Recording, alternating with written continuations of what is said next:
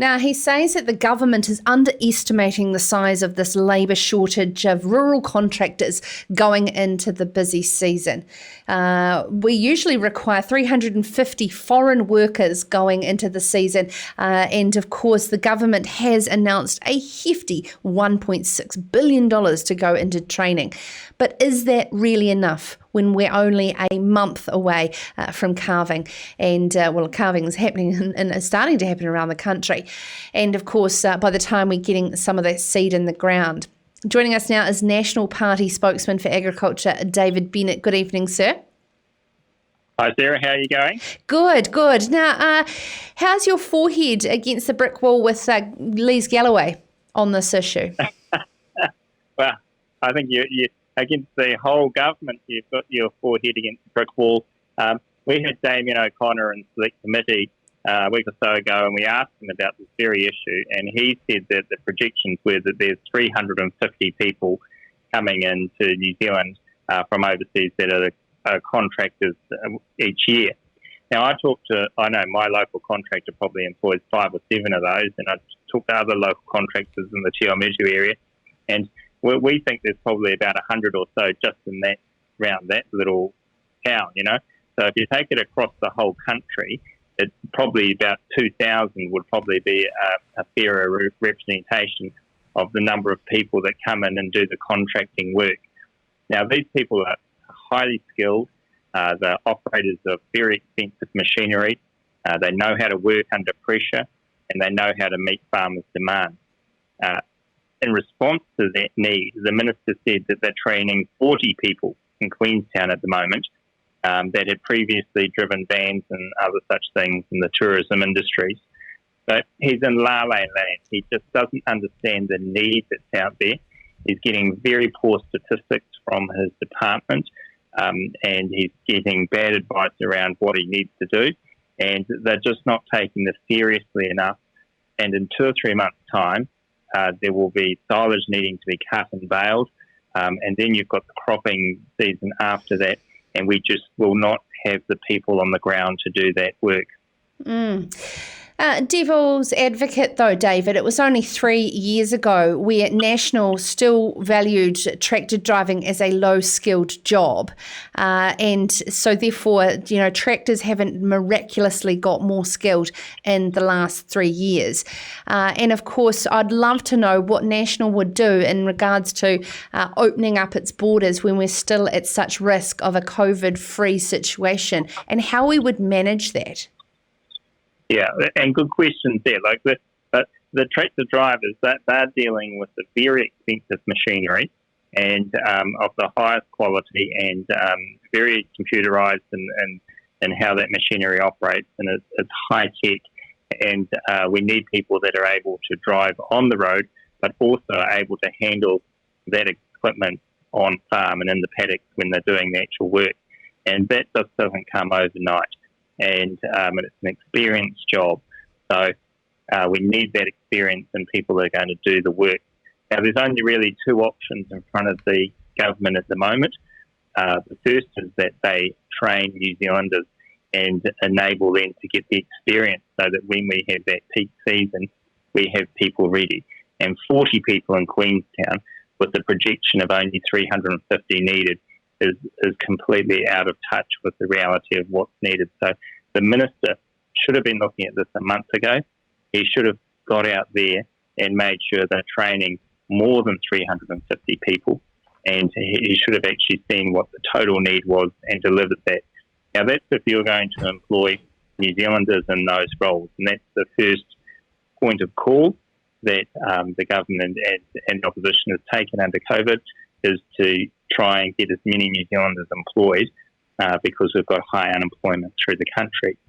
The second option our government would be to have some kind of quarantine process for people coming in from overseas for those jobs. Now, this government can't even manage the quarantine process for New Zealanders returning home. So there's no way that they'll be able to manage a process for non-New Zealanders coming in either. So if we had some kind of surety around the approach this government's taking to New Zealanders returning home, then it might give us some comfort be able to open up for skilled people coming in for these kind of positions. So on both counts, you had a failing by the government of not planning ahead and getting New Zealanders into work, and also if you were going to look at getting those foreign workers in, you need the government to have done well on its border control, which it hasn't done in the last couple of weeks. Okay, David, Uncle Doug has said that you need to come out from behind the trees and start firing some shots. I agree entirely. When is National going to get off its hands and start to release some of this COVID recovery policy? I know that Nathan Guy left it too late in my mind as the Minister of Agriculture. Now, Susan has said there that we need to be reminded of Winston's policy promise about prioritising the use of New Zealand wool in government refurbishings, and it never happened. We heard earlier about the petition that has been put forward to your Primary Production Select Committee. Are you going to start firing some shots early out from this election that support the primary sector? Certainly we are, and we're doing that now. We're making issues around employment and immigration because the government has failed on that, and in 2 months' time, the failure will be very evident on the ground. So that's just one example of where we're attacking the government at this point in time.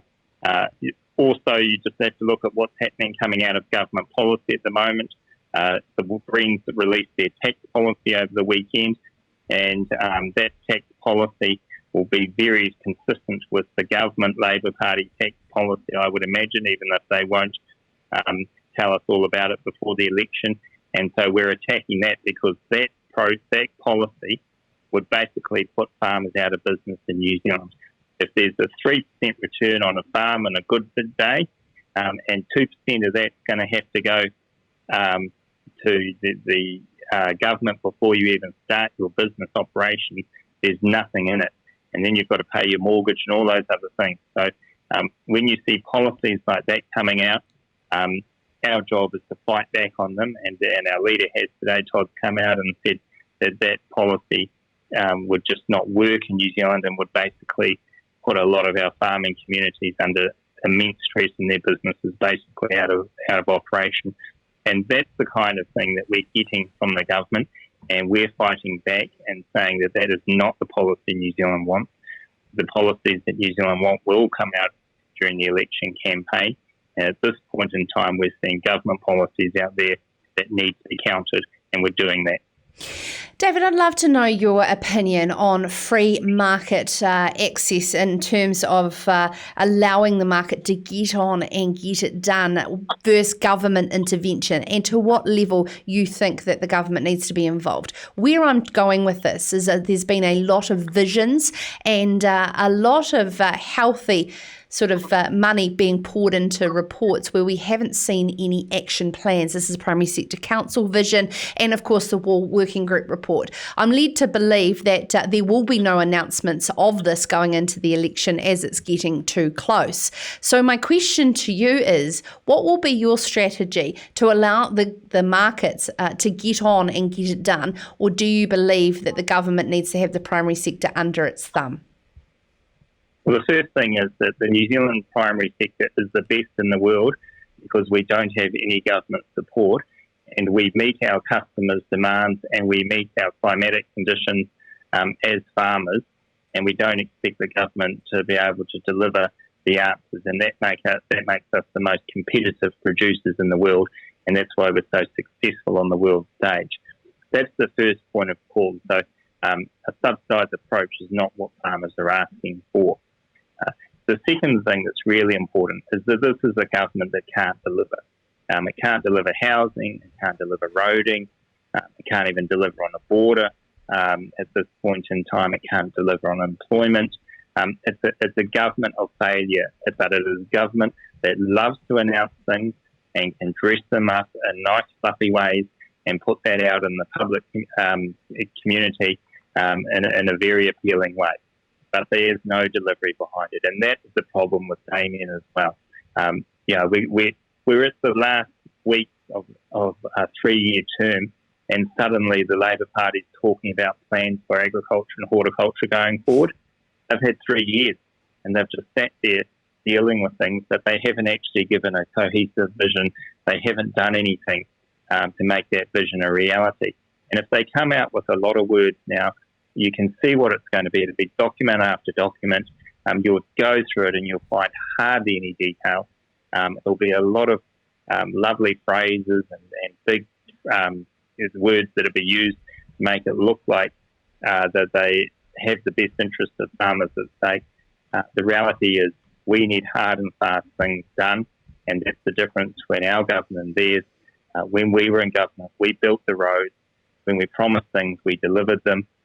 These guys have been in there for 3 years. They haven't delivered anything, and now suddenly going to come up with more policies and more plans that we're supposed to believe. And I don't think that's good enough, and I don't think farmers will be sucked in by that kind of approach. Thank you so much for taking the time to join us, David Bennett, the spokesman for agriculture there at the National Party. And David, we all in particular look forward to seeing what action you will take for the poor old wool industry, among other things. Don't we all.